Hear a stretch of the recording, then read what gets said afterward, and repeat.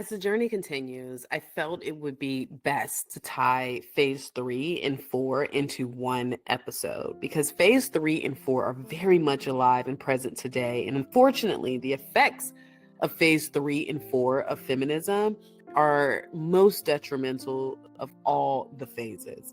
Because phases 3 and 4 of feminism is responsible for the lack of accountability we see in women. The phrase "believe all women" was the worst slogan of our generation. Phase 3 of feminism started in the late 1990s, and the message was to encourage women to be strong and empowered. The phase also coined the term slut and bitch as words that are acceptable when communicating with other women.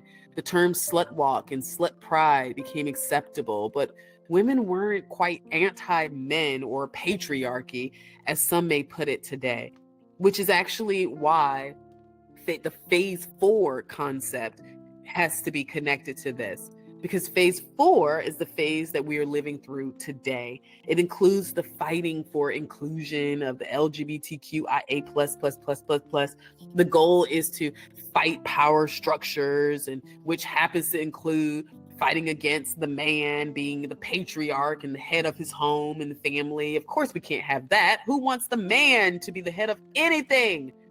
So anti-women. We also was introduced to the Me Too movement in phase 4 and the cancel culture, both of which are displayed possibly in the worst ways. We saw the debacle on Fox Sports with the women there who all claimed that they would claim that the man that she was sleeping with harmed her or sexually assaulted her if she knew that he wasn't going to give her what she wanted. So she decided she would unleash the cancel culture on him. But first, it would start with a lie. Fast forward to a more recent case that's gaining a lot of traction right now is the lawsuit surrounding It Ends With Us movie involving Blake Lively and the producer Justin Baldoni. So why am I tying all of this together? Because the root of this behavior is manipulation. As women, our strength isn't in our physicality like a man. Our strength is in our words. Women, the Bible talks about the impact of our words. The world talks about the power of the pillow talk. The culture encourages women to use words to define what is a man without the input of a man. It's our words that wound other women and hurt our closest friends. And this matter with Blake Lively is no different. It appears like she wasn't happy with the move. She wasn't happy about not getting what she wanted. And as a result, the manipulation and control with her words kicked in.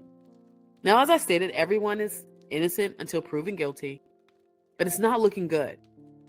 So how often do we as women say things that we know would be hurtful, that we know would be disparaging or destroying in some cases, all because we are upset, all because we are hurt, or we simply desire to control?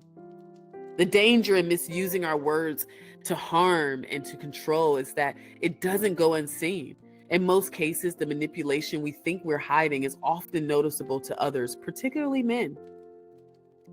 What I was told when speaking with men about this issue is that in most cases, they don't care because they see it. And they use it as much as they can until it becomes problematic. Then what happens? Much like Blake, sending a text message encouraging Justin to come into her room while she was breastfeeding, only to turn around and call it sexual harassment. What makes all of this awful is the fact that feminism teaches us to be loud and proud, but have no advice as to what to do when we're loud and wrong. Oftentimes, we find ourselves making excuses or linking poor behavior to trauma or someone who hurt us, just never taking full accountability. It's sad how I see this so much today. Women who believe that they're always right, that their bad behavior is always justified, all while showing grace to themselves, but not to others. This is not femininity. In fact, accountability works for all of us.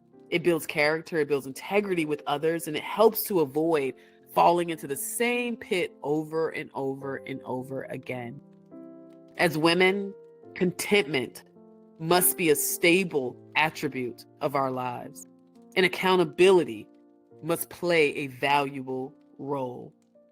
We must actively master control over our emotions and, most importantly, our emotional response, placing energy here rather than on others is true self-control and absolutely necessary to detox feminism.